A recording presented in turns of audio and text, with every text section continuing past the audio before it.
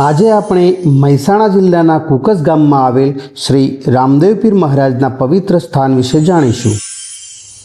ભક્તોના મતે અહીં દાદાએ અનેક પરચા આપ્યા છે અને સાચા મનથી કરેલી પ્રાર્થના ક્યારેય ખાલી જતી નથી એવું ભક્તોનું માનવું છે। કુકસ ગામમાં આવેલું આ બાબા રામદેવ પીરજીનું મંદિર એનો ઇતિહાસ આજથી પણ 450 વર્ષ આજુબાજુનો માનવામાં આવે છે। ત્યાંના કરશન બાપા પ્રજાપતિ એના ખૂબ જ પ્રખ્યાત સંત થઈ ગયા। આ સંતના બાબા રણુજાવાળા રામદેવ પીરના ભાવ પ્રેમ અને ભક્તિથી આજે આ કુકસ ગામ રૂડું અને રળિયામણું થઈ ગયું છે। એક દિવસ કરશનબા ભગત એમના પરિવારના મિત્રો સાથે ભજન સત્સંગમાં બેઠા હતા અને તે અચાનક જ કરશનબા ભગત પોતાના હાથ મસળવા માંડ્યા અને એમના હાથમાંથી રાખ નીકળવા માંડી। તો તેમના કુટુંબીજનોએ કહ્યું કે ભગત આ હાથ કેમ કાળામેસ થઈ ગયા? ત્યારે ભગતે કહ્યું કે મારા દ્વારકાધીશ મારા કાળિયા ઠાકરના વાઘા સળગ્યા હતા। કુકસમાં બેઠા બેઠા આ મારા કાળિયા ઠાકર મારા દ્વારકાધીશના જો વાઘા સળગેલા હોય અને ઓલવતા હોય તો આ ભગતની ભક્તિની પરાકાષ્ઠા કેટલી હશે।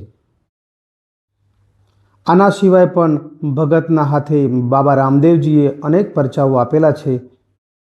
ભગત હંમેશા એમની સાથે લીલોડો ઘોડો રાખતા અને એ લીલોડો ઘોડો એમને ભગવાન રામાપીરનું પ્રતીક તરીકે રાખતા અને એમને જ્યારે જ્યારે પણ પોતે જમે ત્યારે ઘોડાને પણ ભોગ ધરાવતા હતા।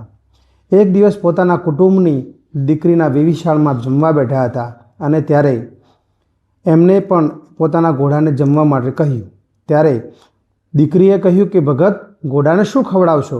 ત્યારે ભગતે કહ્યું કે મારો ઘોડો મઠ ખાશે। તો દીકરીએ એમને મઠ પીરસ્યા અને એમનો લીલોડો ઘોડો બધા જ મઠ ખાઈ ગયો। આ વાત ગામે ગામ પહોંચી ગઈ અને ભગતની ભક્તિનો અપરંપાર મહિમા આખા પંથકમાં ફેલાઈ ગયો। પંખીના માળા જેવડા આ કુકસ ગામને આજે પણ રામાપીરના પરચાએ પ્રખ્યાત કરી દીધું છે।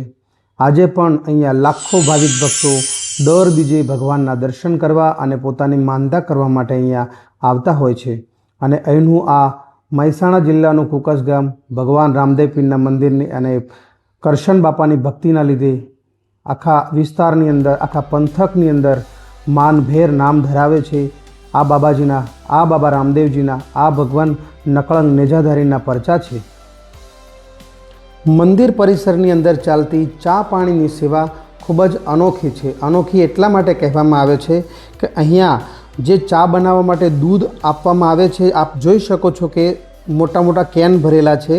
આ દૂધ ક્યાંયથી ખરીદવામાં નથી આવતું, પરંતુ ભાવિક ભક્તો પોતાના ઘરેથી દૂધ લાવે છે અને અહીંયા મંદિરે પ્રસાદ તરીકે આપે છે અને એ દૂધની ચા બને છે અને ભાવિક ભક્તોને ચાનું વિતરણ થાય છે। તો મિત્રો આ પણ એક ખૂબ જ અનોખો અને ચમત્કારિક ભગવાન પ્રત્યેનો ભાવ છે કે જ્યાં લોકો પોતાના ઘરે એ દિવસ માટે ડેરીએ દૂધ ભરાવતા નથી, પરંતુ ભગવાન રામાપીરને એ દૂધ અર્પણ કરે છે।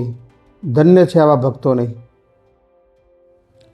રામદેવ પીરનો સંદેશ ખૂબ જ સરળ છે: સત્ય, સેવા, સમાનતા અને માનવતા।